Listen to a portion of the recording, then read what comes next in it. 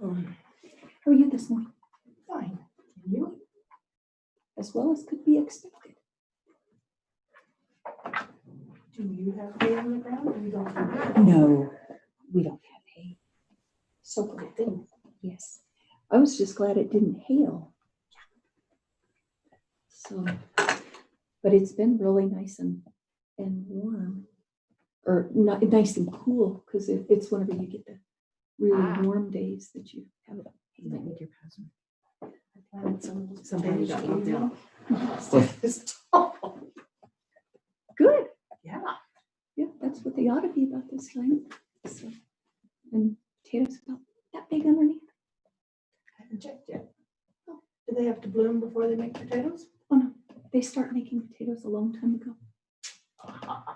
And what's really cool is no matter how big they are, they still taste like potatoes.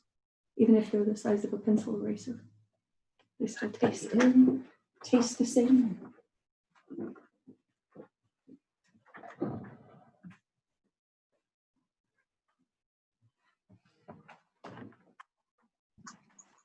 We have to join the video here. So we get his video and Al. Is that what we do? Yeah, he's just logging in so that you guys can see the visitors, especially specifically the auditors that'll be talking to Not you. necessarily, but we're joining with video on his computer. Can we still see we just join with audio, right? Yes. Yes. Yeah. I'm not- So you're going to appear twice is what's going to happen. Well, what are we gonna do? Trick that? You can Yes. shut off his camera if you want to. But right here is the one we want to do right now. And then You will need to accept audio. okay. To a different dimension. And then shut off your camera. Yeah. I was just thinking that reminds me of something from my childhood. Lost in Space was it. I was trying to remember what it was. Kind of like a Kim, cartoon thing or Auditor. something. That is Jessica Auditor. Okay. So you're Eva Timberlake, this is Suzanne's iPad, and you say Carla's on somewhere? No, on Not this on one. this one. Okay. I think just if start getting back, you'd hit that. But I think we're good. Okay. Okay, so this is a work session. So we're here for the work session. And Patrick, I understand you requested to. Yeah, I just need about 5 minutes of your time. You got it. Sorry to jump from the scene, but That's fine. I know you guys discussed the Baxter radio site last week, Yes. and I watched with interest during that discussion. And I felt like it was important to clarify a few things to you guys, because I don't, whether we don't remember or there was just some questions. So the first and foremost, on November 4th, I was in here at a meeting, and you guys asked me at that time, about this radio site. Can you go up, look at it, see what it's going to take? Because the comments were, well, you just push the building over, drag it off the mountain, and we're good to go. I left this meeting on the 4th. I went directly up there with my assistant road supervisor. We walked the site, looked at it. I came right back to here with pictures, and I told you guys at the time, I looked at it, and I didn't feel like it's something that Road and Bridge should tackle. The reason being, I think there's a huge liability up there. There's more than just a little building and a little tower. There's a lot of stuff up there. And left that with you guys at that time. I still feel that way.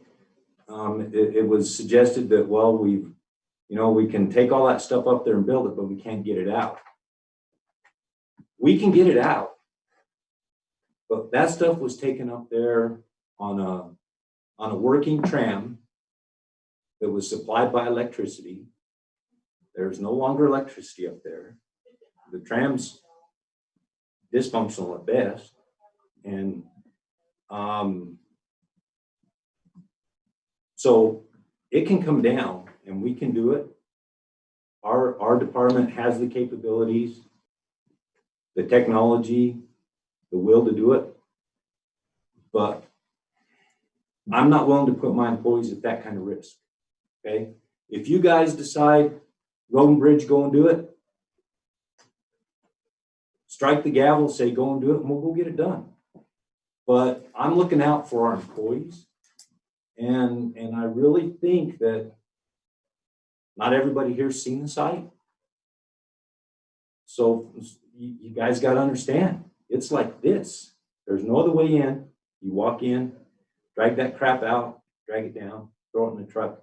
And I'm talking probably 4 dump truck loads if we're lucky.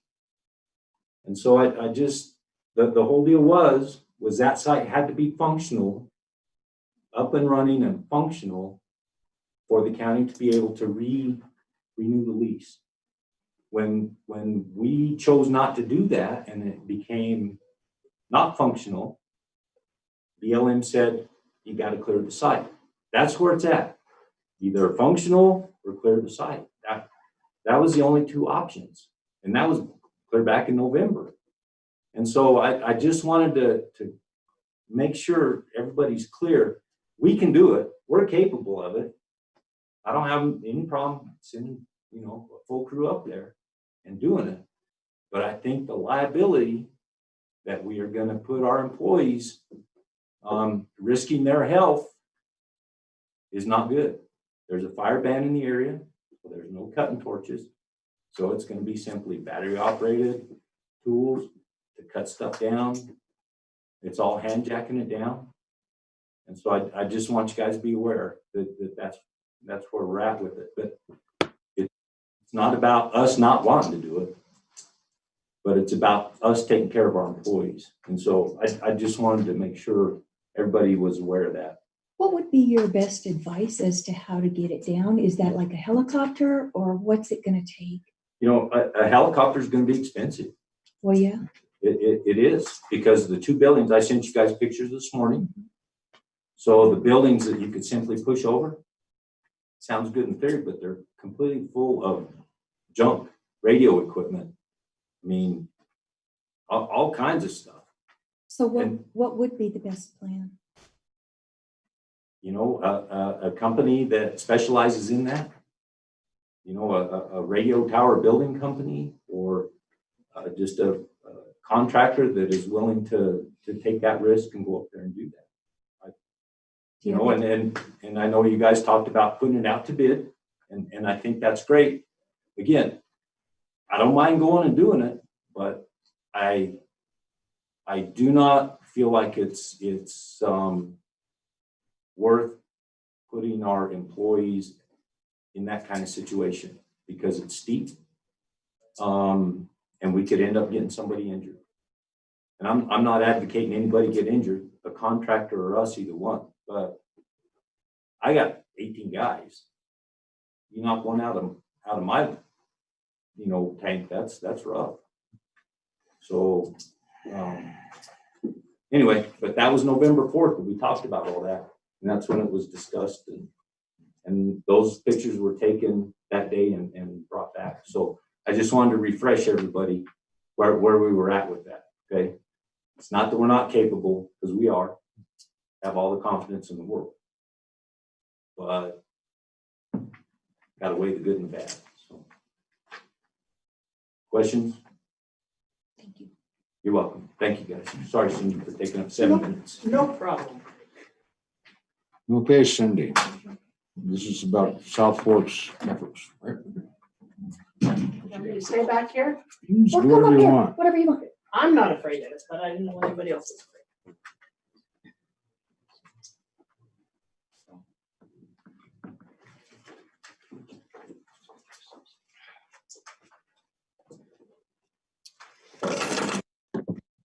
Seen that look before.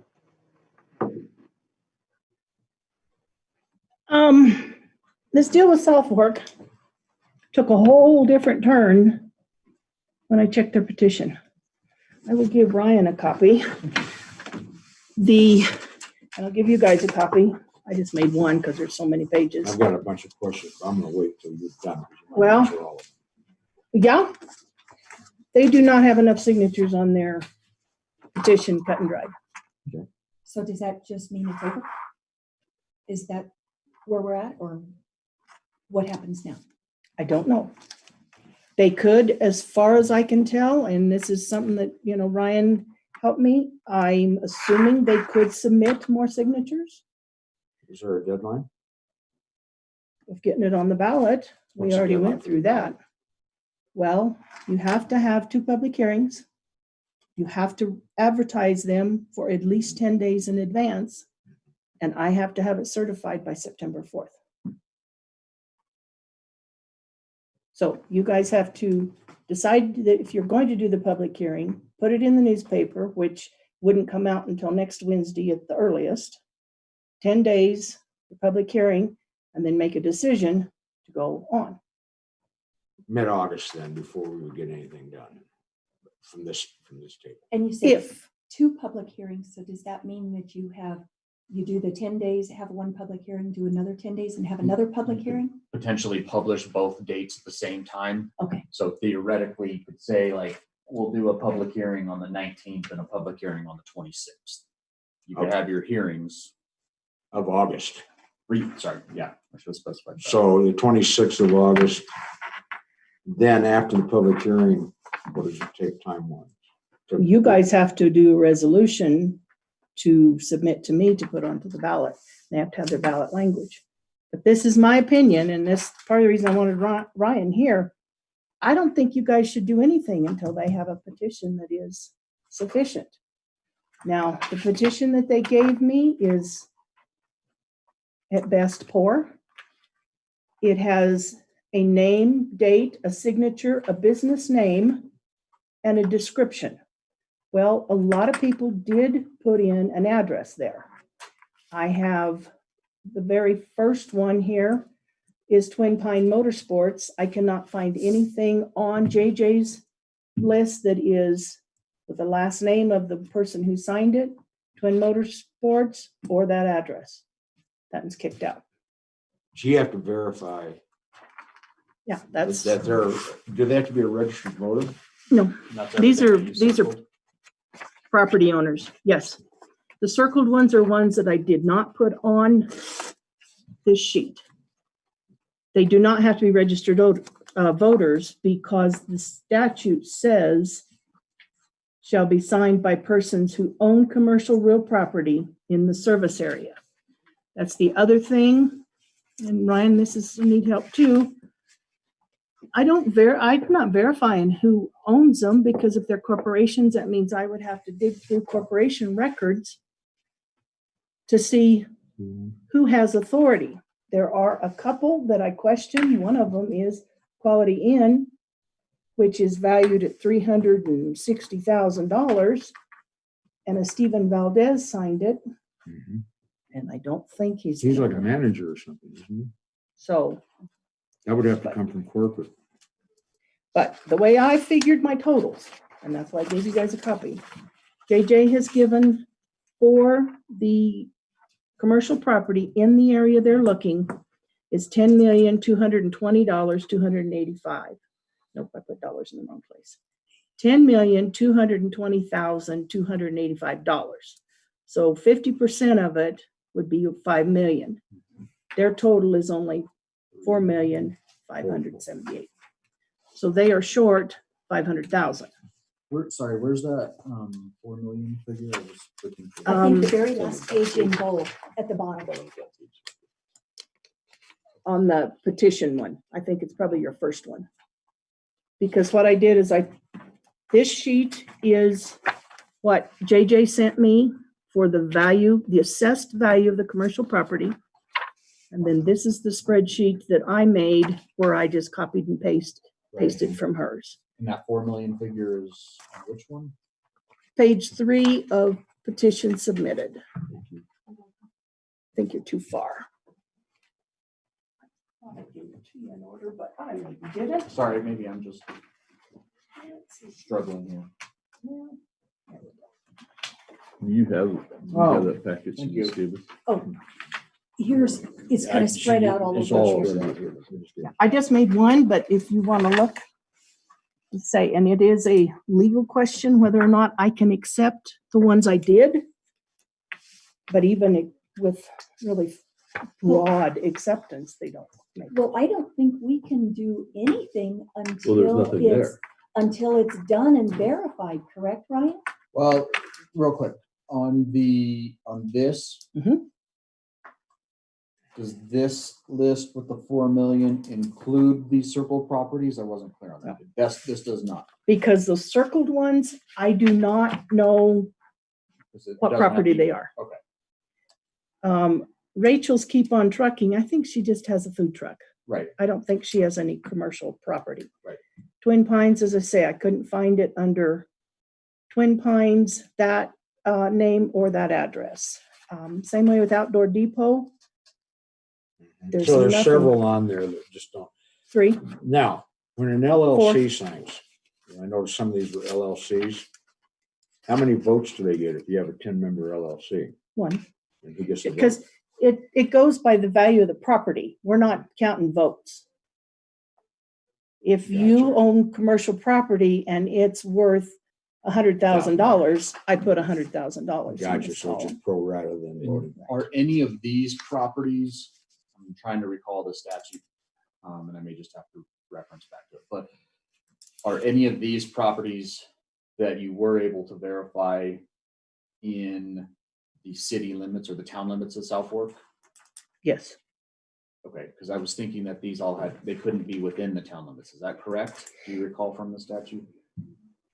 If they're going to do a district, They're not confined to the town limits. They can do a district outside the town. But I But was thinking can the that they couldn't district be within the include the town. town? That's what I was thinking. That's what I'm gonna look up. I recall reading something about town limits, so I'm gonna go back to the statute just real quick while you guys talk. But- So you have questions about the property. You have petitioners who owns a food truck, but maybe not commercial property, therefore would not be eligible, because we're talking commercial real property. Some of these others may or may not own commercial property. no, this is all commercial property that's on this list. You filtered the list for that. Well, that's what JJ gave me, was a list of commercial property within the boundaries that they gave her. And I looked at the boundaries, and it's like a little narrow strip up the highway and over here and kind of wallows into the town a little, and it comes back south or east. So you're confident that all the properties listed do fall within that proposed boundary? I'm taking JJ's word for Okay, it. but that's a level. Because- of confidence, yeah. The map they gave me, I found it hard to read. did you see the original one? No, I figured it was harder. It is. Language while you're pulling that up says such area, blah, blah, blah, may not include area within the boundaries of a municipality that is not a member of the combination, as the boundaries of the municipality exist on the date of that the district is created without the consent of the governing body of such municipality, and may not include territory within the unincorporated boundaries of a county that is not a member of the combination, blah, blah, blah, without the consent of the governing body. So I think- Sounds like if the town agrees, it's okay. Right, and so that may also be missing from this petition is consent of that town. So they may have some other steps to go through. That is the first map that I got with the petition on July 13th. I could not determine boundaries at all from that. So I emailed the lady that was supposed to be the one with the petition and said, I need a better map. I suggested she go to the assessor's office and get a parcel map and mark the boundaries. Well, I'm not sure what all happened, but JJ ended up doing it. She did the map. I got it last Thursday. And that's this. That's map. the one that you guys have. And it shows the parcels, except in here, it looks like there are partial parcels. No, they're just going right along the highway. What So they did is that's they- a flagpole Yeah, they- district, so there's more out here. Just the campground. So you went out to Fun Valley? No, Fun Valley's down over here. Oh, okay, I'm upside down. Or Well, in my that's- mind, I'm that's upside down. out to north. Peacock. Yeah, that's out to Peacock, which is interesting. They did not sign the petition. Neither did Fun Valley. So having not signed the petition, That doesn't mean they can't be included, but, but they don't want to be. well, I don't know. We don't know, but they didn't sign. the I petition. don't know the answer to It's that, like a flagpole annexation. but I don't think that So matters if- for a marketing If district. that's up to that's- Can I have that one? Yes, That- For now, until they submit a petition that does comport with the statute. Like this, God's Mountain Country Incorporated, Mhm. doesn't even include the owner information or description. But the property is owned under God's Mountain Country Incorporated. On my petition list, the first part, like that very top one, the 31358 West US Highway 160 LLC, that's the name of the corporation that shows as the owner of the property.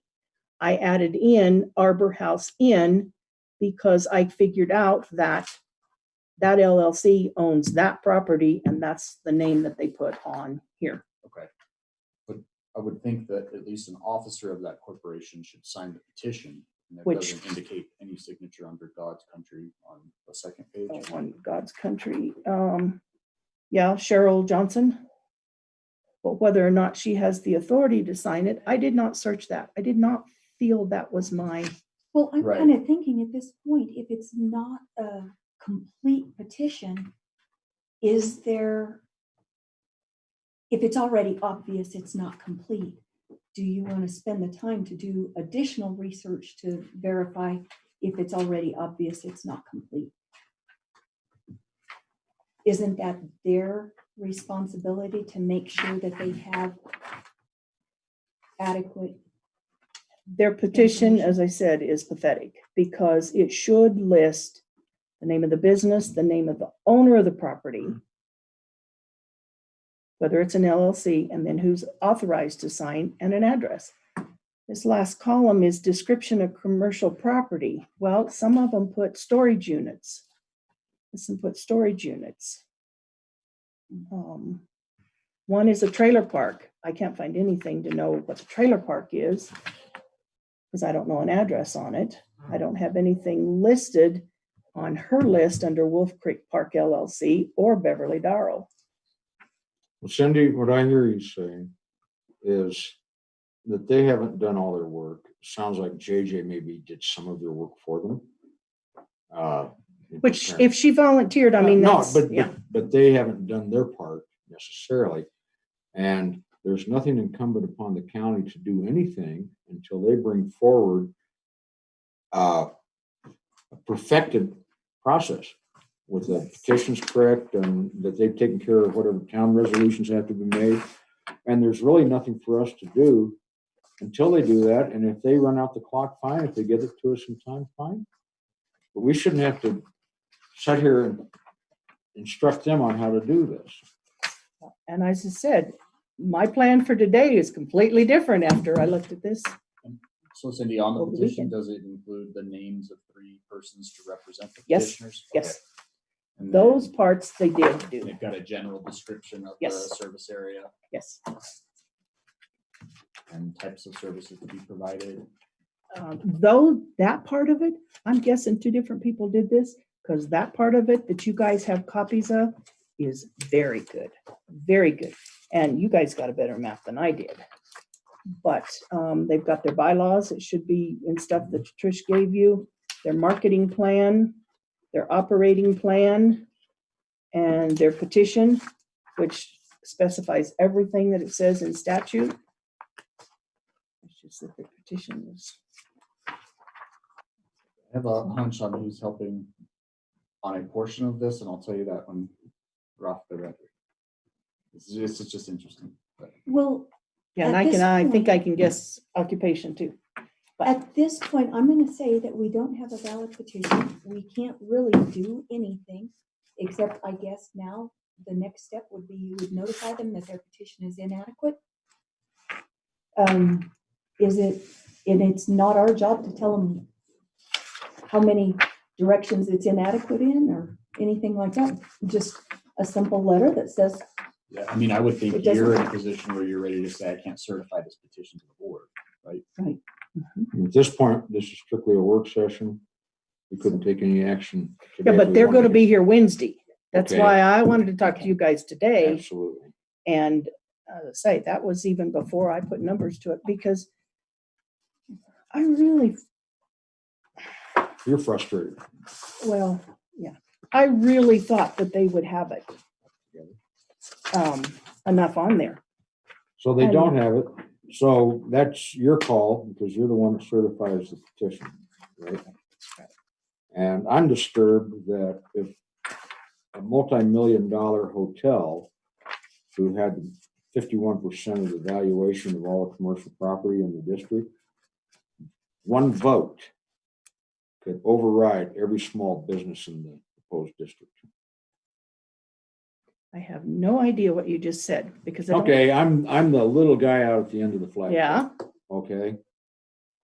I'm minor. I can't move the needle on this. But then you got somebody else, and one owner, let's just say that there was a Hilton hotel type operation in town or some big thing. But they draw this district to include all these little business owners, and the vote is based on valuation. no, the vote is going to the ballot in November I understand. that everybody gets to vote on. That was, okay, my question earlier was, how many votes do they get? So I was gonna leave. That is when they're a registered voter in November. Has nothing to do with this petition Okay, today. but I guess Yeah. so registered voters vote on this. So the fact that I own this commercial property in South Florida, I live in Coral Gables, Florida, I don't get to vote on it. Correct. Okay, that wipes it out. That takes care of the question. But you So- could sign the petition. But they Right. could sign the petition, and as long as they hit the threshold, whatever that is, 50%, 51% of valuation, then they can advance it to the ballot, assuming they've done everything else. Right. Okay, but all voters within that proposed district get to vote on Right. it. Okay, that clarifies it. Okay. So little guy out there with his two-site RV park gets to vote just like the big.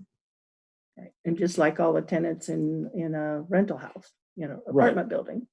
So, yes, So it goes to a vote of the general population, not just.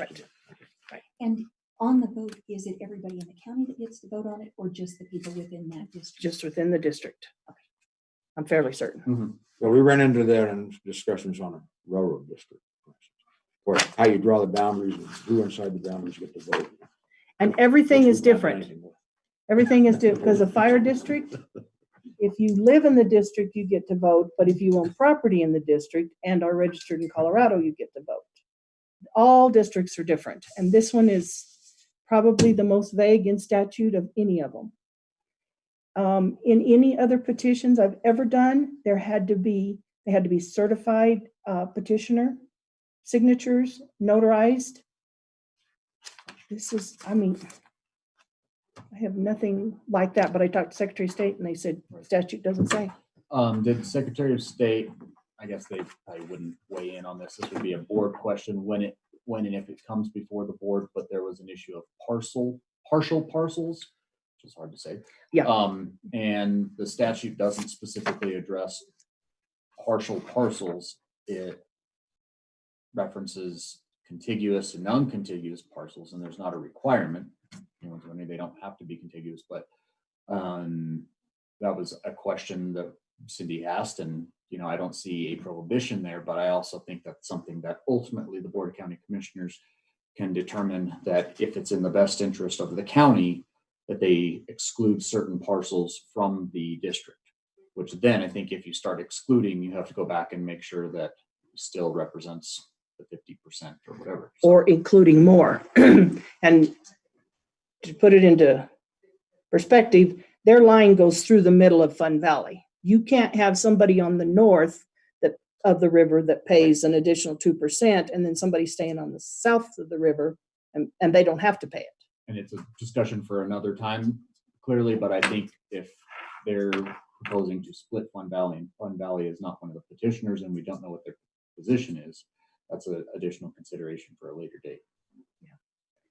The three that they definitely wanted to include that did not sign, the golf course did not sign, the Peacock Meadows and Fun Valley, which I think, well, the golf course and Fun Valley would have put them over. The other thing that I did, I have one signature I mean, Howard Fleming signed for Rainbow Grocery. Well, on this, I just picked up everything that Fleming's owned and put it on the petition. I gave them, because I don't know which one. Let me see, did he give us? Let me see what he did. My other argument is they should have come to you with something like what you put together to make your job in certifying. He put Rainbow Lodge and Grocery Inc. with no address. And they own considerable amount of property. Now, I did put one here that says LD. That isn't Howard, but I put it on there. So, Well, right now, they'll be into us on Wednesday. I assume you'll be here on Wednesday. And based on what we have right now, you're just gonna tell them that you can't go forward with this until. Let it go at that. but I kind of need direction. They've got to, well, and they've got to fix it very quickly because they're gonna run out of time for us to have public hearings on this. Well, that's their problem. Yeah, Is it incumbent on us to tell them immediately that we have determined that it does not, that their petition is inadequate? I don't think Or, that would be for the board, that would be for That's the. well, I meant for Cindy. Is that something she should send them That's up an to email today?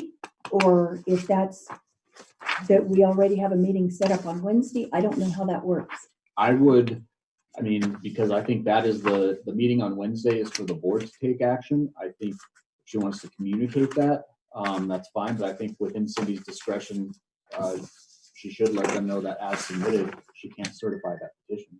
And in whatever, if you want to wait till Wednesday, if you want to do it today, I think that's for you to decide. And it's entirely within your purview, but I don't really think that has to wait until Wednesday. Well, normally, when you have a petition, you have a petition deadline, like on statewide ballot. You don't even start the certification, you don't finalize the certification process until the end of that submission deadline. Then you look at it and then you announce and say you either made the cut or you didn't. And then there's some appeal process or something like that after that. So absent a certain date to work off of, what you have to work off of is the election date and all the events that have to happen prior to that in order for them to get on the ballot. They, in fact, should know that themselves. They're the ones submitting the petition. They should know the rules. I'm not sure how much it's up your job to educate them and keep looking at it saying, no, you did this wrong and sending it back for correction. At some point, you just say you didn't make the cut. I'm not saying you wait and ambush them with it. Like, oh my goodness, you can't get on the ballot. But it seemed to me that they ought to be talking to you about now exactly what do we have to do. And until they do that, they just sent you a bunch of paperwork. Some of it looks to be good and some of it's not. When I talked to Rick Morgan in April, I suggested that they contact a lawyer that was familiar with creating marketing districts. And he said they were in contact. You did your part. As I see it, I mean, what else could you do? Well, thank you for letting us know. So Wednesday, during this conversation, there's really nothing for the commissioners to do at this point. It really is your conversation, isn't it? At that point. I mean, we can say we're not moving forward until the clerk's happy. Well, you can say, we can tentatively set these dates for hearing, but I think that's premature if you don't have a certified petition. Right. So I think you can have that conversation and tell them why you're not setting it for a hearing right now clerk's not until you have a certified petition. So I think that would be the message that the board would communicate, unless, you and I can talk and see if there's something else that the board can do, but all of that just seems premature right now. That's my opinion. Okay. But I didn't know whether I had the authority to tell them that. And if I tell them today that it's not sufficient and they still want to come to the board, they can still do that, correct? And hear it. Okay. But it's really, we're not happy until you're happy on this sort of thing. Don't put all the blame on me. It's not blame. It's authority, and we're backing you up. But as far as anything else we have to say, it really stops there because technically we haven't seen this to consider it. We just have random information. That's about right. So. Yeah, I mean, I guess I'm a little, it is what it is, but you created this document, this petition you submitted document, they didn't provide this. They did not provide that. So I They, guess I don't know how they expected that you would, or how they even know that they've met or believe that they've met the 50% requirement. that's what they Trying sent to me read that with one. the petition. But the best I can tell, that is all of the commercial property. Check your eyes. Can I get an overhead projector on those I was things trying to from read that. schools? I'll let you borrow my bifocals. I think it's my printing messed up. Yeah. But looking at the bottom dollar amount, I'm pretty sure it's everything that's commercial.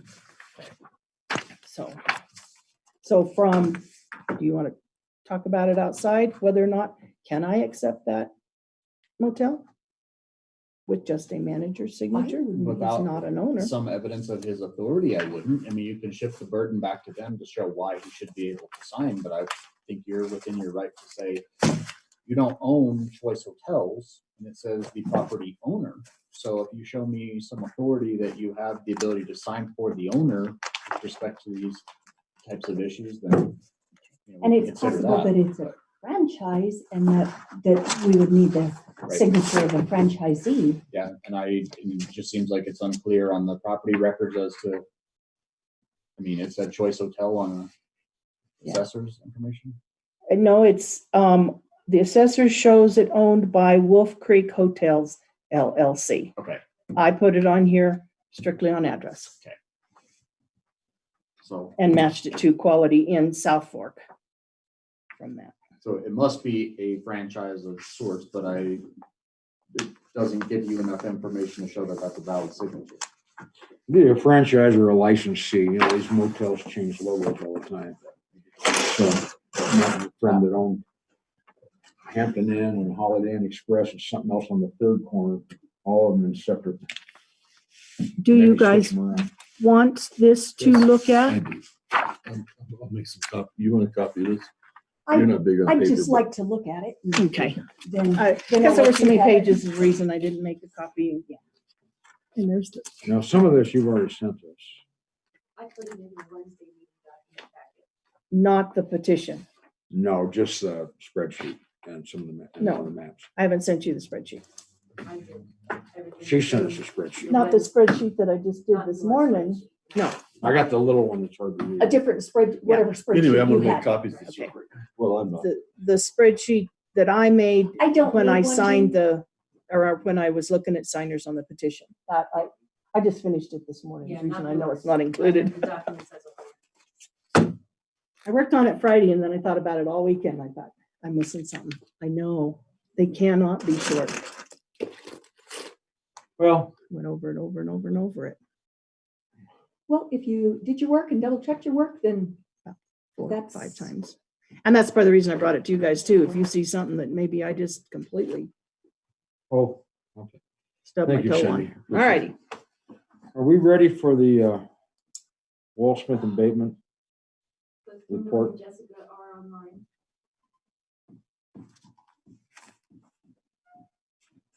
Okay, who's taking the lead on this? good morning. Good morning. Do you all have a copy of the report in front of you? We do. Okay.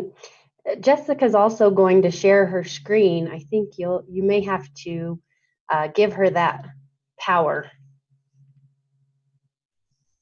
Thank you, Tricia.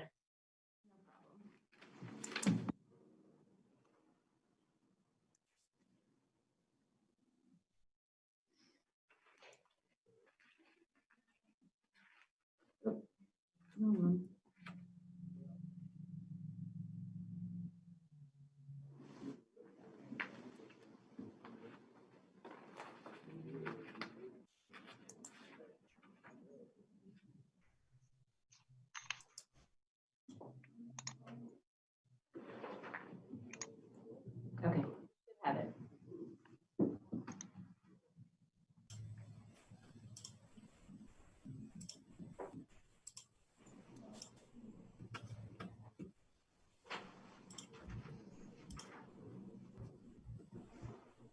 Do you guys see it?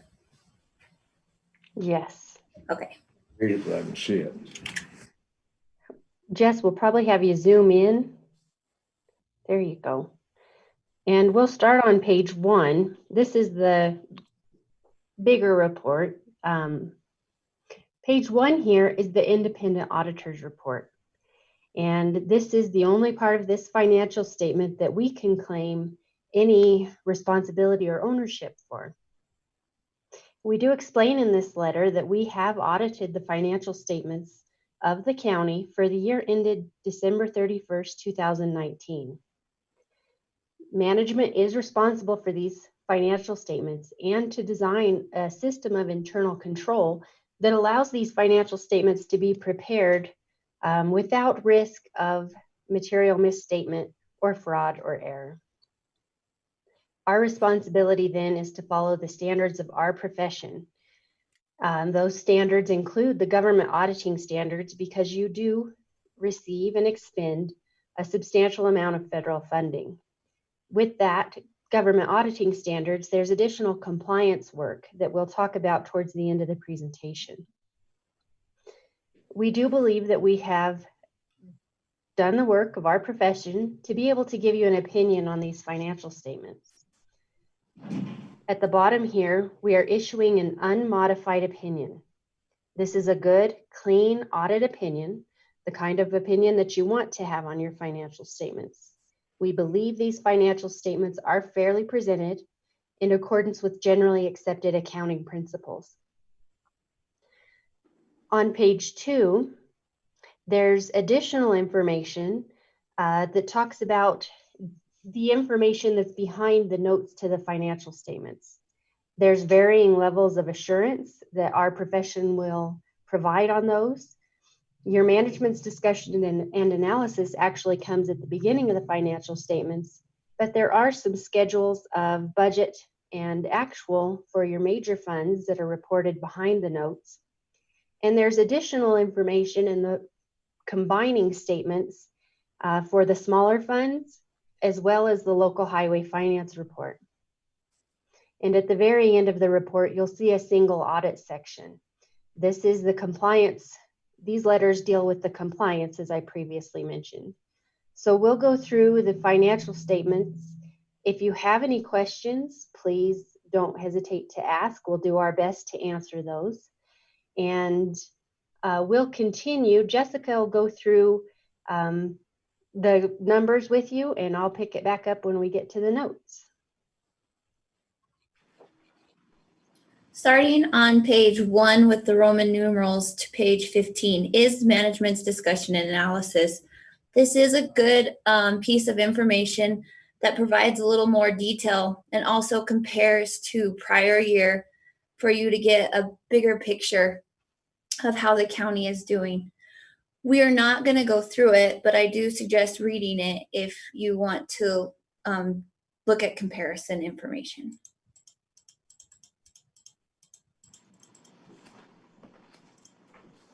Page 4 starts the basic financial statements. This is a statement of net position.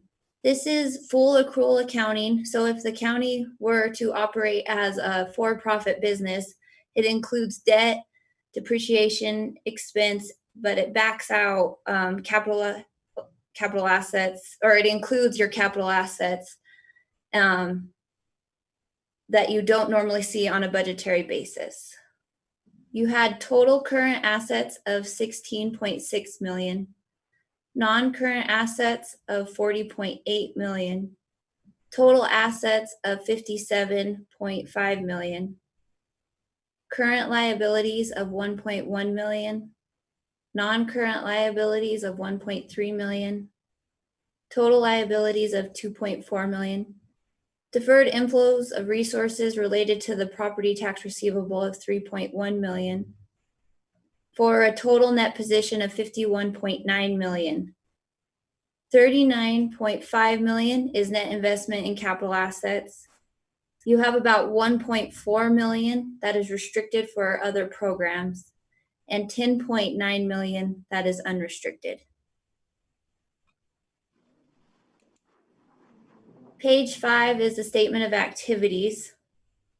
This is the income statement on that full accrual basis of accounting that does include the depreciation expense and actually backs out the expense for capitalizing the capital assets. We had 18.8 million in expenses, 920,000 for charges for services, and almost 12.5 million in operating grants and contributions. Over to the far right in the middle of the page, it shows that the county cannot operate without property taxes or sales tax. You guys would have ran at a deficit of 5.4 million. You had general revenues of 6.1 million. Most of that is tax, some sort of tax, and you increased your net position of 691,000. Page 6 starts. Jessica, could I ask you a question? Yes. Back on the previous page, we have a net increase or increase to net position of 691,000. As I look at that, the bulk of that came through grants and other contributions. Is that right? Correct. Thank you.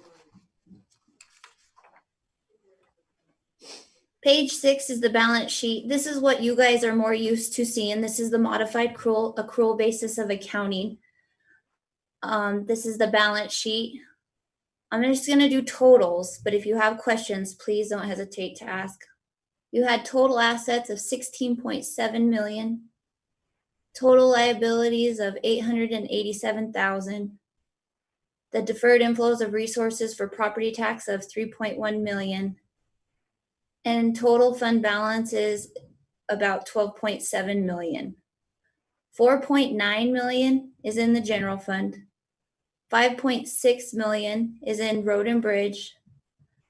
About 700,000 is in social services, and 1.5 million is in your what we consider to be non-major or your other governmental funds, which includes all the other funds of the county. There is a detailed breakout of this in the back of these financial statements. Page 8 is your statement of revenues, expenditures, and changes in fund balances.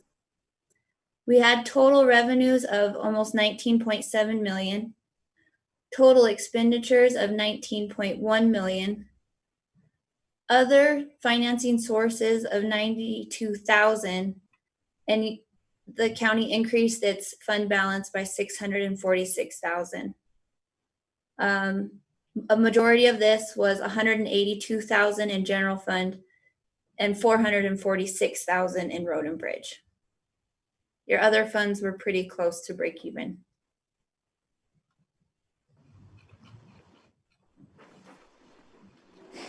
Page 11 starts the notes to the basic financial statements.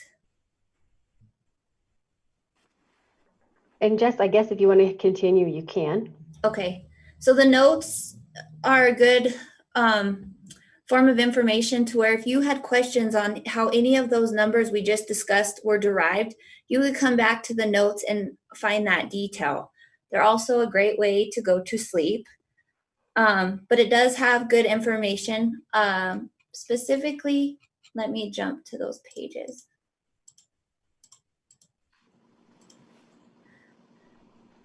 Page 19 is your capital asset breakout of the activity for the year.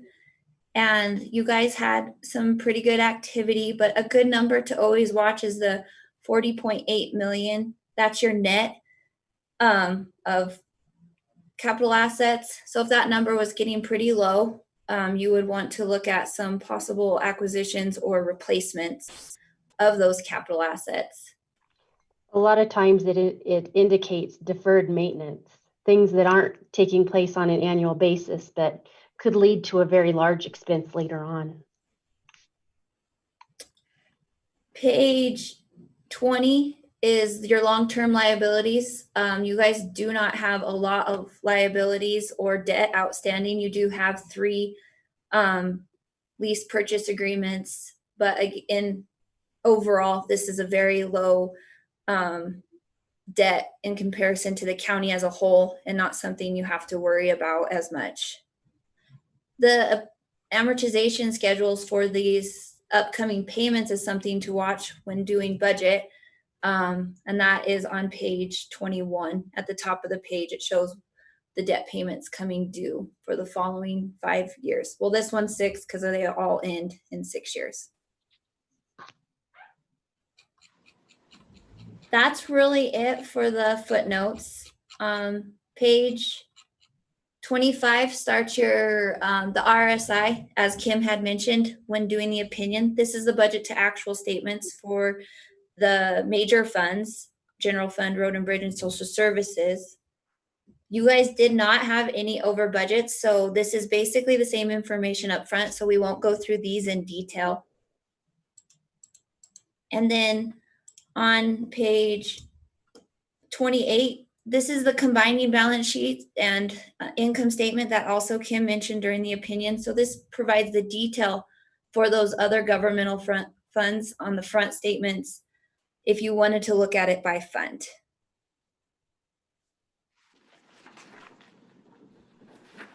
We could just go through your fund balances on page 28 so that you have an idea of what made up that 1.4 million.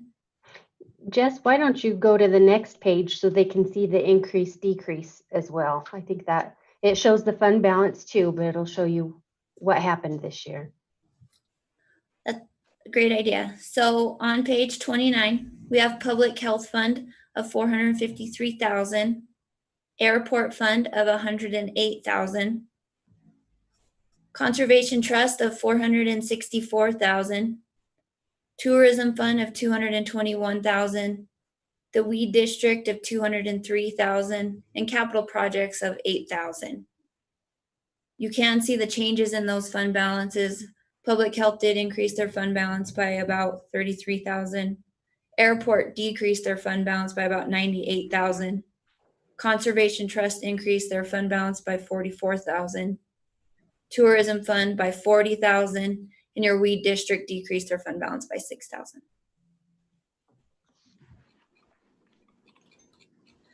The other schedules is the compliance section that Kim mentioned, and she'll go through that.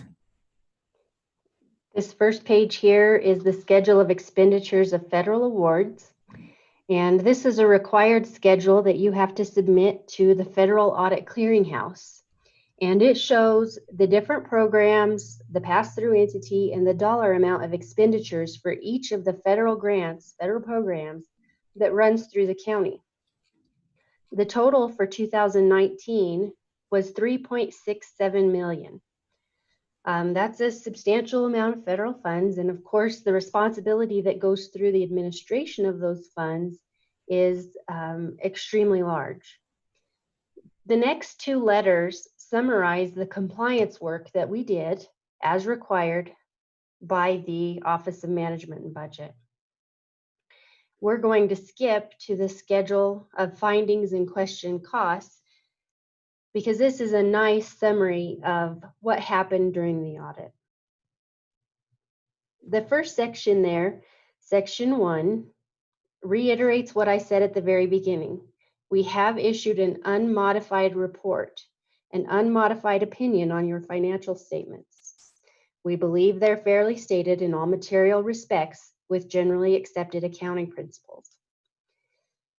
As part of that financial statement audit, we do review the internal controls of the county. Not to give you an opinion on internal controls, but to get an idea of where our work needs to take place. As a result of our audit procedures and going through that risk assessment, we have issued a finding.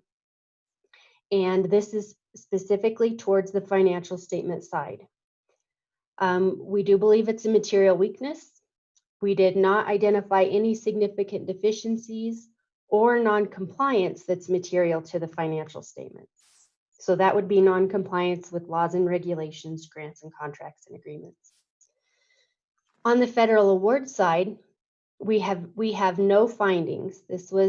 We issue an unmodified opinion on your major programs, and we have no material weaknesses or significant deficiencies identified. The 3 programs that we reviewed this year are the TANF cluster, the foster care program, and the Medicaid cluster. If you go on down to the next page, we have, this is our finding, and this is a repeat in certain aspects of finding 2018-001 and prior. Again, the condition just remained during 2019 that the complete system of internal control wasn't present for the whole year to prevent and detect financial misstatements. We identify the cause as the personnel changes throughout the finance department and in 2019, and a state conversion for the motor vehicle reporting in the clerk's office. Those created reconciliation and year-end reporting difficulties. Now, as a result of these condition, there were several audit adjustments that were proposed to properly state the financial statements. And the specific ownership tax collected by the county clerk, we noted that it got deposited into the general fund instead of distributed to the appropriate taxing entities. So we have discussed these issues with management, with your county clerk, with county administrator, and I have to give you a caveat here. I think if you look back to 2019, Trish came on in May or June, and Debbie came on quite late during the year. So this finding, I think, is well on its way to being implemented. The recommendation being implemented. It was just a case of there just was not enough time left during the year to take care of all of the I's to be dotted and T's to be crossed to get through the audit without a finding. So management has provided a corrective action, and Jessica can skim through that. And I'm sure if management would like to respond now, that's fine, or we can continue with our presentation.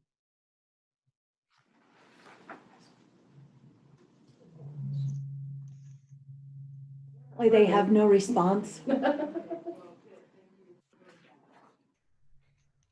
Well, the response in the letter is absolutely fine. I think as you take time to read that, you'll understand that the steps that they're going through to take care of the accounting and go ahead and identify all those nuances to year-end accounting and reporting. And I believe that Cindy has already taken care of the disbursement to the county treasurer so that those funds can be distributed immediately.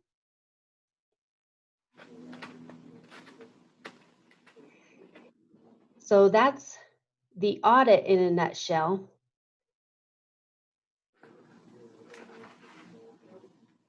We have one other letter to go through with you. And this is a required communication from us as your auditors to you as the governing board. And this letter reiterates some of the information in our engagement letter dated back in January.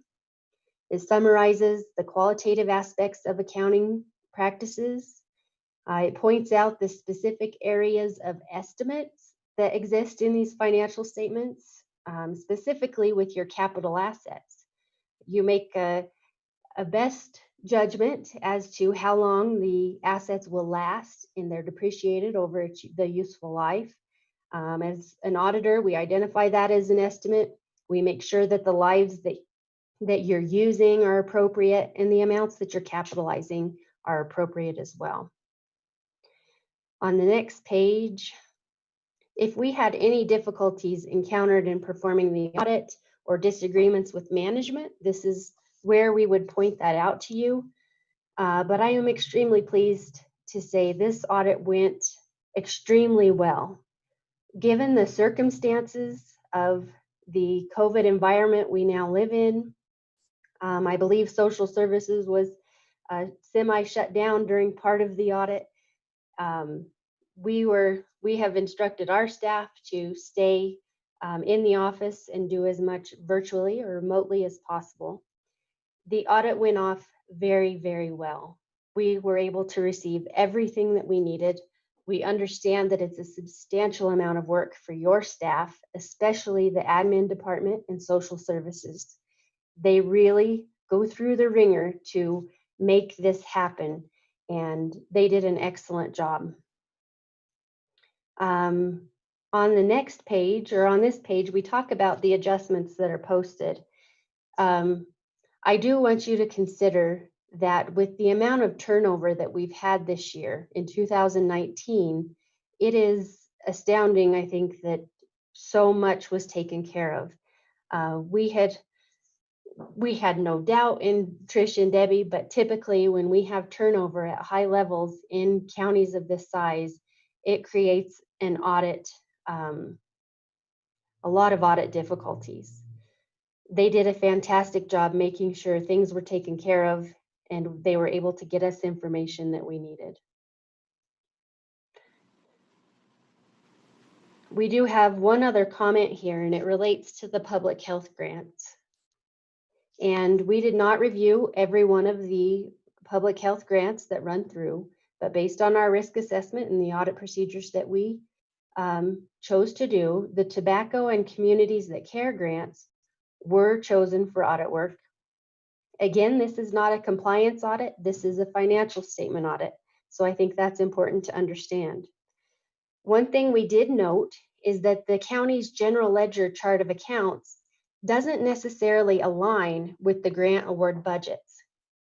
And this creates difficulties in monitoring those grant expenditures and reimbursement requests.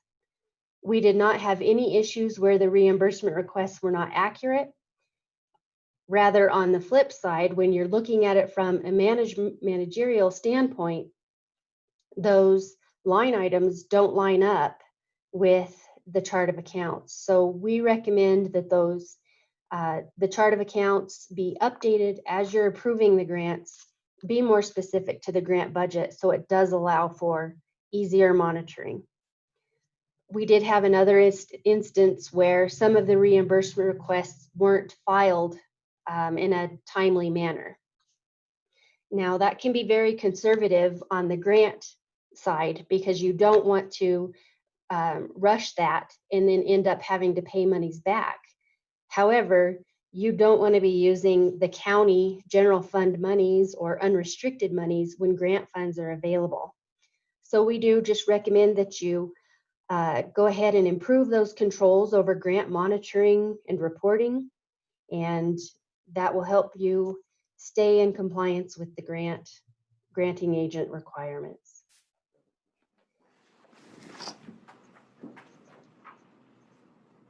As I mentioned, the audit adjustments are attached here. If you have any questions or concerns as you go through those, I'm sure Debbie and Trish can help you with that.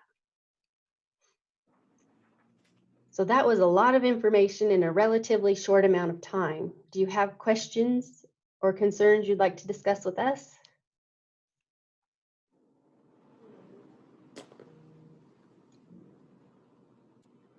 I don't right now at this time. I'm sure there'll be something come up, but it's pretty well defined audit report.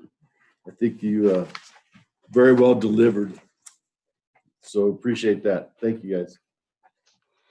I have a question that says that we are not a low risk oddity, and that came after the federal awards, or is that a general statement for the county? That is actually a specific statement required by the uniform guidance, which we follow to give you this, do the compliance testing. And to be considered a low risk auditee, you have to be finding free for 2 years in a row. So, and you know, for years and years, the county was a low risk auditee. And so I think over just the past few years with the financial statement finding, we have had this considered a high risk. It goes to require additional compliance work. So when you are considered a low risk auditee, the requirement is that we audit 25% of your federal awards. When you're a high risk auditee, it's up to 40%. And I think social services can speak to this, that the finding really has nothing to do with their department, but because the federal money is spent in their department, they undergo quite a bit more testing. So is this specific to social services, or does this affect the whole county? It's basically treated as one? It affects the whole county, but because the federal money is in social services, that's where the extra work goes. Okay. Hey, John, this is Jody. And yes, I will echo Kim's statements. This is why I get very passionate about this stuff and having findings and the concerns that I have brought forth to the board recently, because of the fact that what this does is it makes a whole lot more work for my staff over here. We haven't had a finding, I think, in 13 years over here, but the county has had findings. And so instead of looking at 25% of the county stuff, Kim has to look at 40%. So it almost doubles the amount of work and amount of programs that are looked at in my building, which is good. I mean, it just proves that even more stuff is right over here than not. But nonetheless, it takes a big chunk of our time and a lot of work. So that's why I have some feedback to the board when this happens. Trying to figure out blame here. I'm just trying to figure out the process. So you haven't had findings on your side, but the county has had findings relative to you? Or is it because they had enough findings that we hit the 40% threshold and now we're focused on DSS because it's where most of the federal money goes?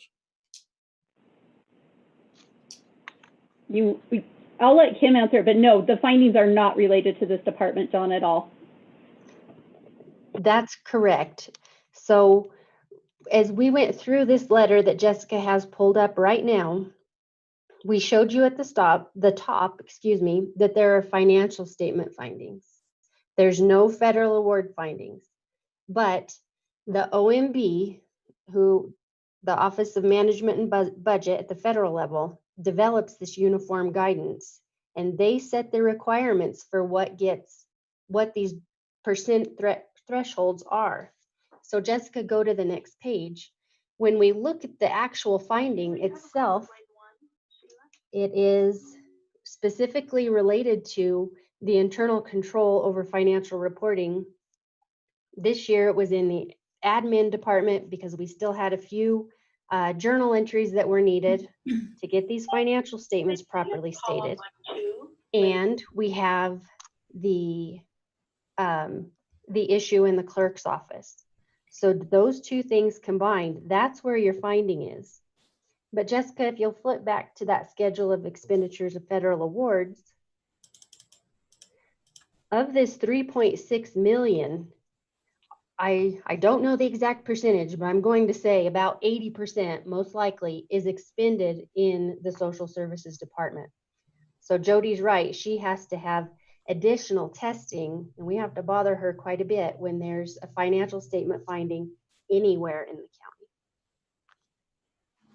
Does that help? I mean, it's still a little confusing because of the mix and match. I understand in the clerk's office, they had that transition in the computer system.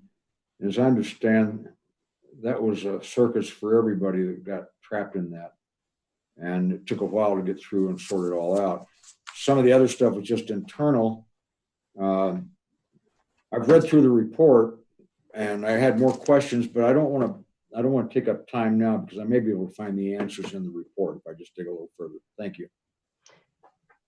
You're welcome. And Thank you. To reiterate that the internal controls issue was one that's existed for a long period of time and that it just wasn't corrected by the end of 19. Is that correct?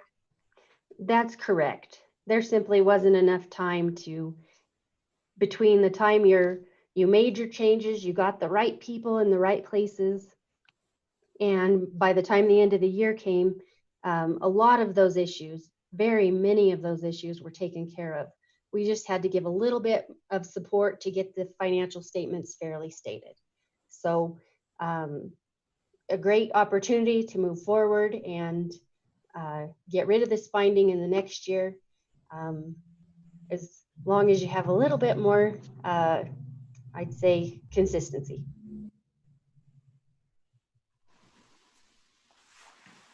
Anybody have anything else? I'm good. Good. Suzanne, do you have anything else for us? We don't. We just want to thank you again for allowing us to perform your financial statement audit for 2019. We appreciate the opportunity to work right here in our backyard. We have several employees that live in Rio Grande County, as well as other counties in the valley, and it really does mean a lot to us not to have to travel over the hill to do what we do. So thank you again. Thank you. Thank you. Thanks, guys.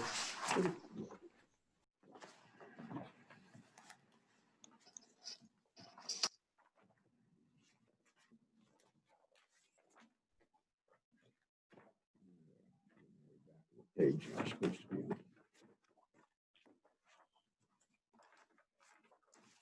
Okay, does anybody else out here have anything before we go on to the county's role in the coronavirus relief? I just want to tell you on my finding, I was consistent all year. I did it all 12 months incorrectly. But the specific ownership tax is like property tax. When we collect it from vehicles, it's dispersed to schools and water districts and all of those. I dispersed 90% of it, but there's a little line in my report that says prior ownership tax, and I had not dispersed that. So it was set in county general all year. But you're gonna, that It's problem's, huh? It's done. It's solved, it's done. Some people got an unexpected check on that. So. You'll see a check in the next meeting that's gonna be processed to the treasurer of about $90,000. That will go back to the entities that was in the general fund. So it's set in general fund, so we've been kind of carrying that as a balance. It's not a fund balance. Yes. Okay, and it would have been under taxes or fees, or what would Specific that be? ownership tax. Was that a line that didn't exist before the new system, or was it in a different place, or mean something different, or? Well, they put them in alphabetical order, Oh, okay. and I just missed it. But I did figure it out in March, and when the auditor said. But in the audit, where would that, we don't have a line that says specific ownership tax Yeah, and the audit, not in the, I'm not No, talking well, about. it's within taxes. on That's, the it's, so that's why I'm saying it's not a specific, it's not delineated. So that particular will be reduced by the 90,000 because it was collected erroneously. That was one of the journal entries that didn't get done, so we're gonna have to do a journal entry for 2019, reducing the revenue, and then we're gonna show it on the balance sheet as a due to other entities. Sure. So once we get that check to them, we'll remove the due to other entities to the balance sheet. Right. So that'll come off as a liability and we'll be back to Right. it. But it's a $90,000. It was collected, it just wasn't distributed. Correct. Collected from the individuals. Oh, It was not- okay, so the money that we collected from the individuals was appropriate. Yes. It just wasn't distributed to the other entities for whom it was designated. Okay, so we'll just wash through the system. So we're not having to, we just sat there and felt good about $90,000, which really wasn't ours. Which is probably less than 1 month's ownership tax. The regular ownership tax.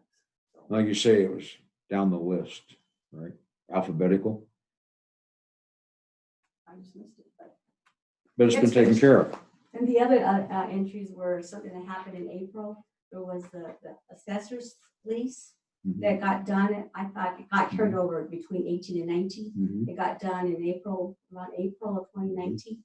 And it should have been booked as a lease proceeds and capital at that point, Mhm. but it didn't happen. Mhm. And I think one of the other ones was the airport was supposed to get $25,000.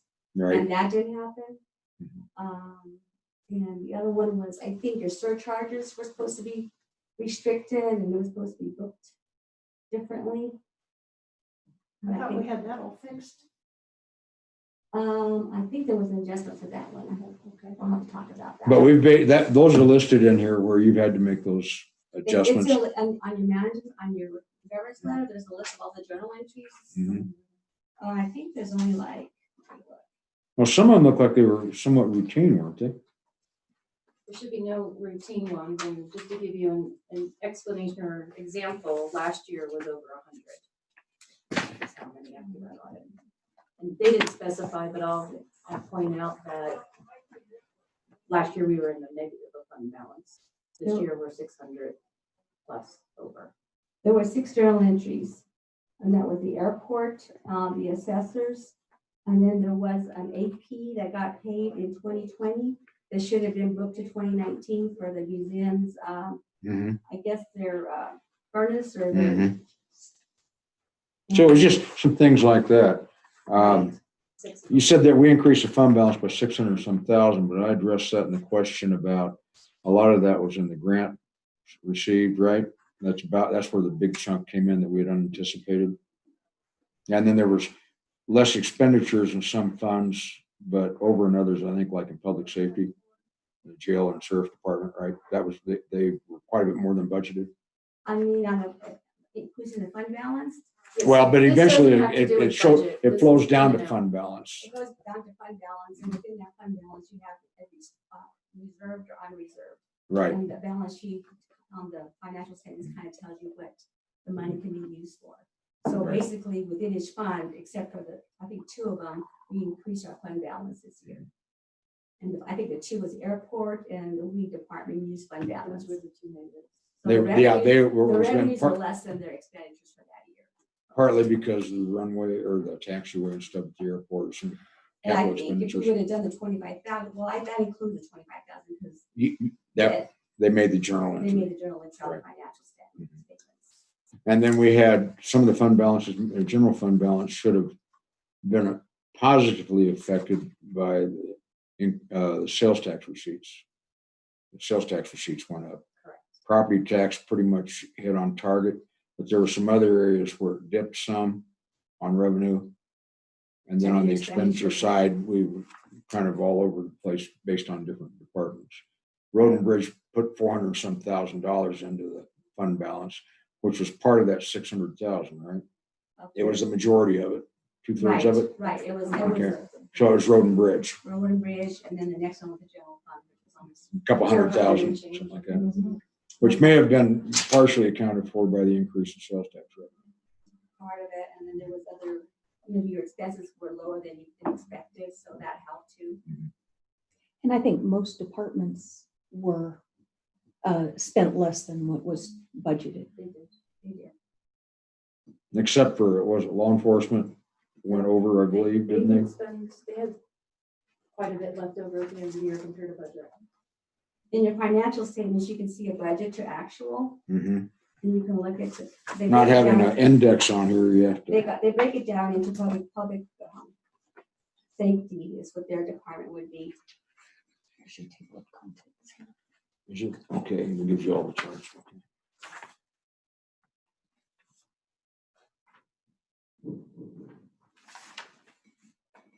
Page number online. Some of the pages, I didn't see, I don't have. any No, numbers some of the online. pages don't have page numbers. So according to the financial statements, public safety spent less than the budget. Who did? Public safety, which would include The sheriff's department. the Sheriff and jail. jail, victims advocate, and all of those would be on there Right. also. Right. Then health and welfare, is that DSS and public health? No, that's not, they're not in the general fund. So that would be in their social service fund. And you see that one, Okay, I see that over in that But fund. DSS is separate from public DSS health. is separate from our general, as is public health. Public health is in the general fund, so that probably would be, Public health is in the general fund? oh, sorry, no, it's not. I'm thinking, I know, public is not. Public health is in a different fund, and that would be at the end of the book in the non-major governmental funds. And it's the majority of that, isn't it? 900 and some thousand. Their, looks like their fund balance at the end of the year was 452,920, and they increased their fund balance by 32,763. And I don't know, is there a budget to actual on that one? So on the budget to actual, you can see that the Public Health Agency Fund spent less than the budget. by 61,000. And that's the next page. I don't know what page number it is.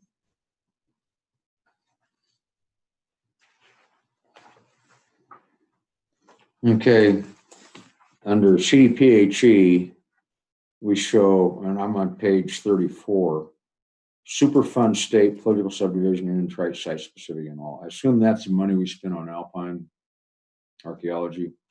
I don't know what page you're on. 'Cause I don't have- 34. 34. I don't have page numbers on here, so. $8,400. Literally since CDPG. It's expenditures of federal awards. This one lists his page numbers.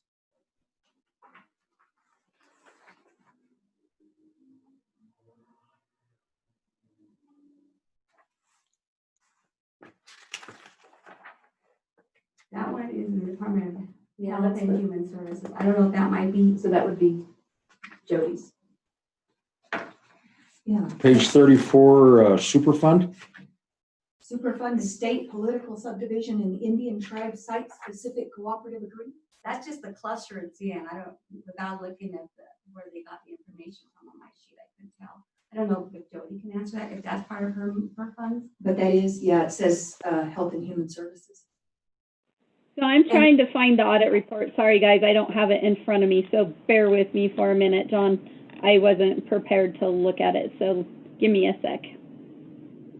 $469. It sounds, I believe that is related to the Superfund site. CDPHE paid for that archaeological work up there, and we closed out the grant last year. That could be, I bet you that's what it is, because it was around that much. I wonder why it went into Department of Health and Human Services. It's kind of like in clusters, so it's probably, Yeah. that grant is probably for that purpose. Oh, okay, but it came through that other, Right, okay. it came to that, the government, federal government. Didn't have this one page number or something. I don't know why mine doesn't have page numbers on it. I got it off the internet. The same one.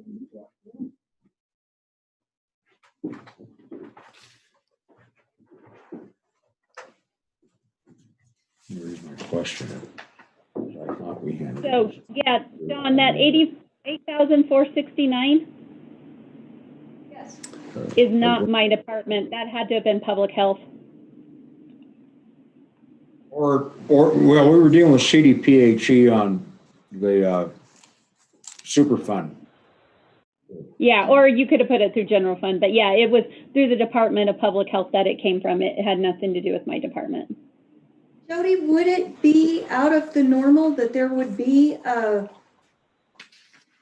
grant or a fund that came through CDPHE that was a totally different animal, but it fell into that cluster of grants?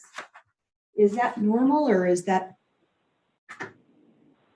So I'm a little confused, Suzanne, on your question and stuff like that. I can tell you on developing this schedule, we have a massive spreadsheet that we supply to the auditors that give the CFDA number, which is the number, the 84 number, those different numbers. And then they look at the rest of the county. So Trish and Debbie would have had to give them for the other programs of what CFDA number. And so when you get a federal grant, those grants all have a CFDA number tied to them, and they're usually written on the award letters. So if you're wanting to know more specifically about that one, I would look at your one that has the number 66.802 on it. But yeah, I have no idea what that is. And there's a lot that comes through the Department of Health and Human Services because, as you guys know, Health and Human Services is public health and my department. So Health and Human Services is public health and Department of Social Services. It can be. Regardless of the funding source, that when we're looking in the audit and it talks about Health and Human Services, that could be CDPHE funding Department of Health and Human Services funding your department. So when you're looking at these pages, on pages like 30 through 34, that's a correct statement.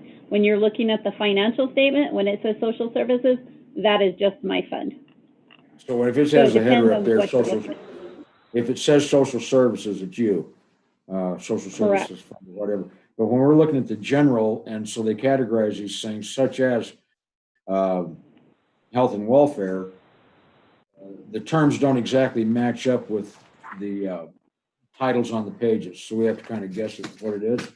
I can look at my spreadsheet and show, I'm like, you know, I just off the top of my head, I don't know what that is. Sure. So- And as, I'm not picking, I just trying to get clarification on how the system works. That's all. I'm pretty confident I know what that particular one was, but if you happen to run across it. we can So confirm basically, how to it's change it. one big organization giving out grants, and they give them in two different directions. And so, like the Health and Human Services gives them to public health and gives them to human services. And so it's just how it falls in there. And the fact that if it was a Summitville related thing, but it went through CDPHE, Right. then it would The still go PR. through that same process. Okay. And Now, that's have why we Kim asked made the the question- statement to you guys, that 80% of that statement is mine, and then the other 20% is throughout the rest of the county. Thank you. Okay. Are we ready to move on to CBRF? Do we have any information? Ryan requested that to be on the work session. Okay, well, Trish, the other day when I asked for a matrix and Tony came in with one for public health and the grants that were specific, this is what I had in mind. Okay? This is COVID-related stuff. It's not CVRF, but it's other programs. I don't know if you've seen that or not. Okay, so this list, this happens to be for businesses, and this is what the banks are working with, all the different loan programs. But what I've been trying to emphasize that under the COVID crisis funding system, there are different agencies pouring different tranches of money into different efforts. And some agencies are calling, they may have a blanket umbrella authorization and funded X billions of dollars, which they divvy up into specific programs that have the specific requirements. So for instance, on the CVRF money, South Dakota's trying to use it to pay the cops. Whether they're gonna be able to pull it off or not, I don't know, but that's what they're doing right now. So they're paying benefits to the police department out of CVRF, out of the state patrol specifically. Now, they'll probably get challenged, but that's an extreme example of how one state's using their money. In Colorado, they took the bulk of it. Well, some of it went to counties with over 500,000 population. What was left over in this state tranche was fought over by various counties, and the governor and I believe it's DOLA, right? That's handling the CVRF. Correct. Okay. Department of Local Affairs were given a tranche which they distributed or proposed to distribute on a per capita basis in the counties that did not get any of the original money. There are fairly broad overlapping eligible expenditures for that money. And when I say overlapping, they overlap for expenditures that other grants may in fact fund also. But that in that, there is some stuff that is unique to CVRF, which starts to overlap on what the banks are doing. Business stimulation. Okay. And so what I was looking for, and I'm just sharing this, was something that outside of the public health side, we understand public health and Tony will take care of that. But for the CVRF, what programs are out there where there's overlap and exclusive eligible expenditures? Okay, that's what I was looking for going forward. So we could make a coherent decision, because as Suzanne pointed out earlier when we were talking, that we haven't touched the CVRF. Well, I've done some research on it, but there's never been a conversation where everybody's seen the same document. And for me to come in and present it becomes almost a futile effort at that point. So that was that's the kind of thing I'm looking for. And yes, we have until the end of the year to expend that money as it stands right now. You know that they keep changing the rules, payroll protection and things of that nature. But there's some clearly defined things under CVRF. The CVRF gives us the most options of any of these programs. And so if you had a business, well, let's say Debbie Garcia was suffering in her business in Monte Vista. And she could go get a loan from the bank, but she's gonna have to pay it back under most, except for PPE if she keeps people. Okay, so she could go get a loan, but some businesses, it wouldn't matter if you gave them the loan for free. They can't pay it back. And so identifying those businesses and say, okay, we have the capacity to say, let's write you a check to keep you in business, to help you pay the mortgage or something like that. Those were the kinds of things that we were talking about. But we haven't analyzed it yet to know. And I just have the loan side. I don't have the CVRS side. On this one that we got from Tony the other day, it does go into the grants that are available under the COVID response. Some of them, but it doesn't go into EDA, any of that. There's community development block grants. There's CARES Act money. But the community development are, well, There's several CDBGs. there's some of those, but my impression is that as of the day that she prepared these are the grants that we're aware of, that the county has. The county has, but it doesn't include the CVRF for this purpose. But Okay. are we, those are the grants that would go through the banks. Are we wanting to have all of that information also so we can, because I No, think that's, no, this information's available. What I'm saying is what's not available is the CVRF, what we can use it for in this kind of format. I mean, it'd be one column. So you have the information on a grant agreement? I'm sorry? Do you have the information on a grant agreement that you guys signed, or is it just the money just given to you?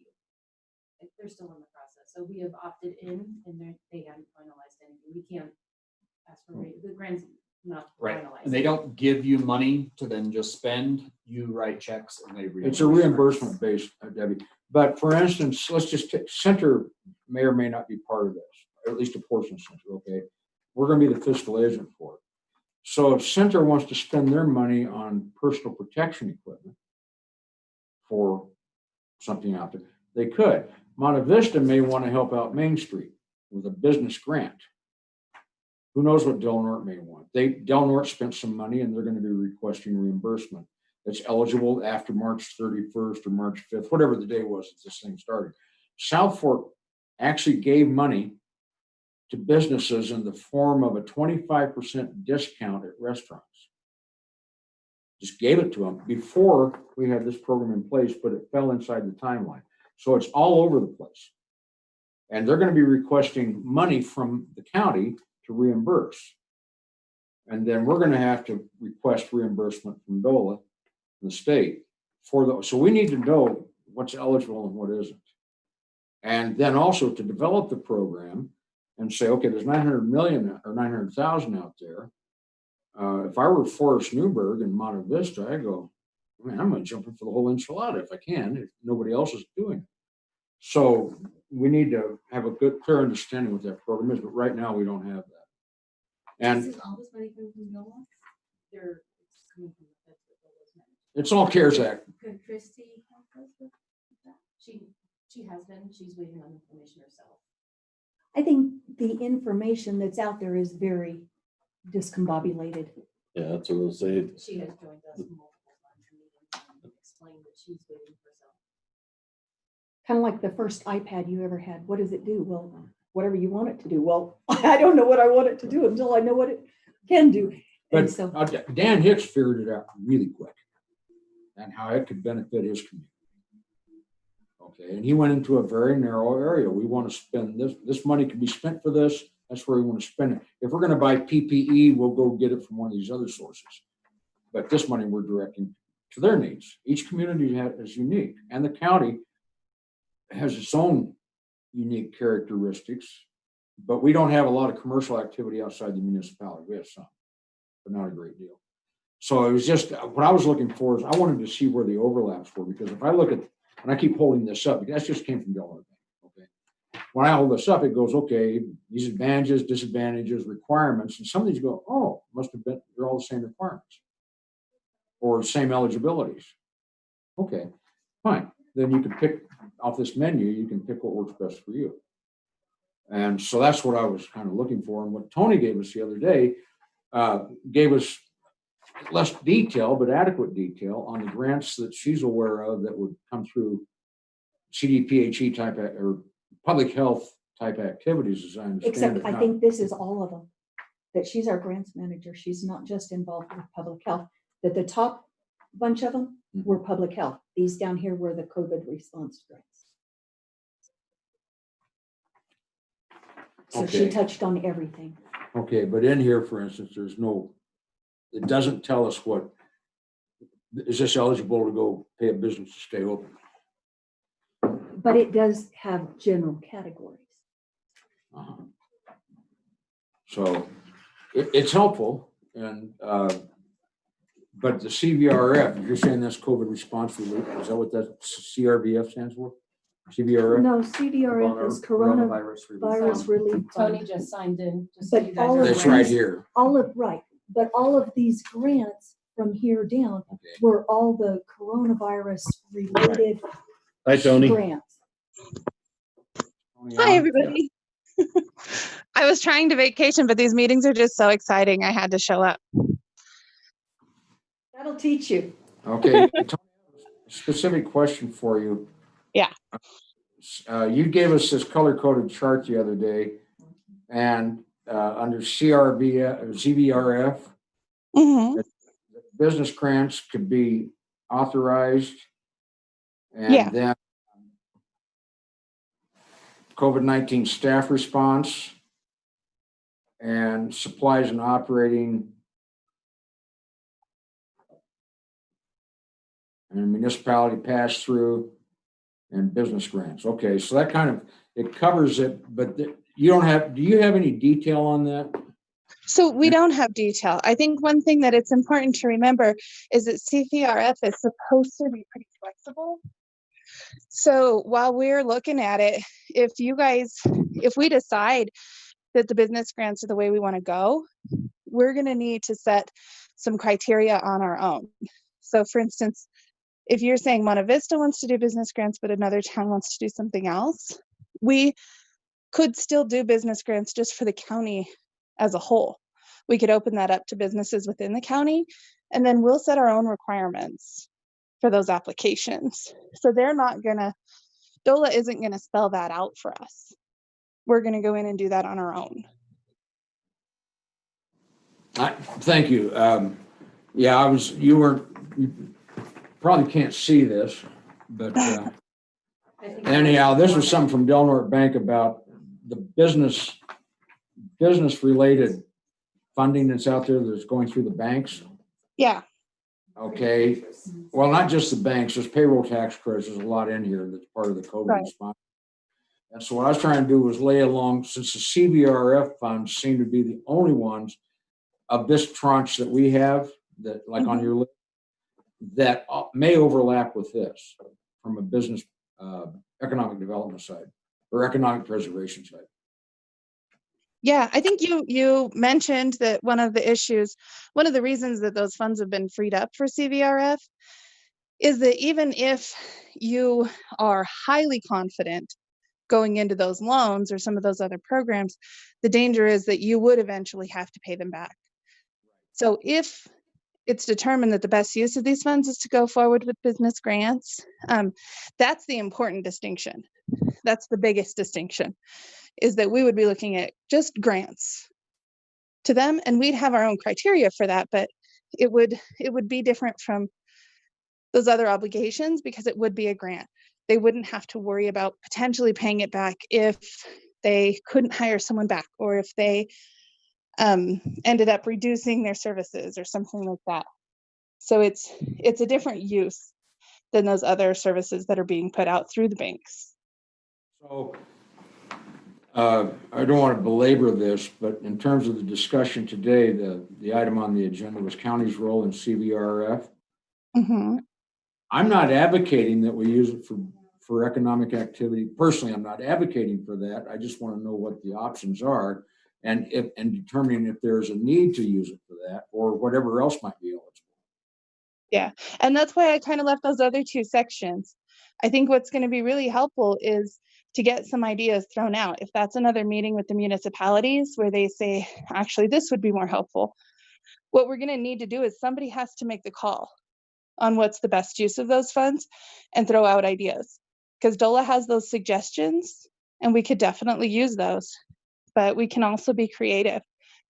So it might be worth having a work session with the towns just to talk about it. Okay. I would think that maybe also the towns, but to get an idea of creative uses of these funds, Tom Monaco at OEDIT may Yeah. have, because he's been working with these issues with several people and the Business Development Center, Small Business Development Center, because a lot of people are going either to the banks or to those two entities out the gate trying to find help in their businesses. Yeah, and I think we do need to invite him. I think when I did speak to him the week before last, I think it was, his suggestion was that we come up with our idea, and then he's going to come in and he's going to help us implement that and make sure that that organization is supporting us in our plan. But he wasn't really he wasn't willing to give ideas on what we should do. So involving him is great, but I think this is going to come down to us saying really what's the best use. Sure. Well, and it's going to come from the communities. I suspect that Urged may have thoughts. The different chambers of commerce may have thoughts on it because they're going to know their main streets better than we do, probably. Jane, you probably know Del Norte Main Street pretty well. Yeah, I think there's a lot of opportunities out there, but I think the problem we've had is we just haven't had any communication top to bottom or reverse. I mean, nobody knows what to do. So we need to set a meeting up with the towns and Tom, if that's who you're going to do it with or whatever. But I mean, if DOLA has some suggestions, we got to find out what those suggestions are. Maybe have them Those wrote are down. listed. Is that what you had on there, Tony? Those are listed on the CRF information, CRF information that Trish sent you. There's like a page and a half that's kind of their suggestions. But I think your idea is great. If we bring the towns together and the chambers, that's probably the best way that we're going to get some different ideas thrown out. And Tony, I know, I mean, you just jumped into the deeper end of the pool here whenever you took over public health. How much do you want to be involved in these initial contacts and setting up meetings? Or are you just going to manage the grant side of it? I don't think we're going to have a grant to manage if we don't get moving on getting people together and making some decisions. So I'm happy to throw out an invitation to a work session if that'll help us get moving along.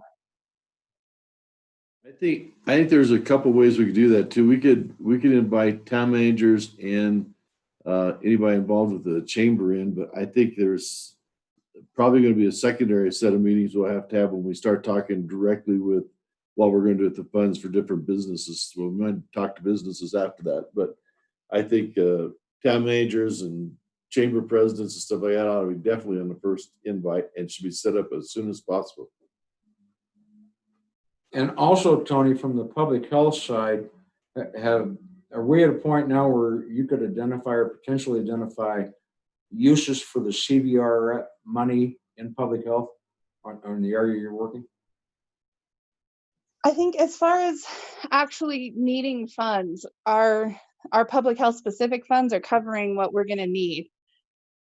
These funds seem like they're going to be a lot more useful for those larger county costs.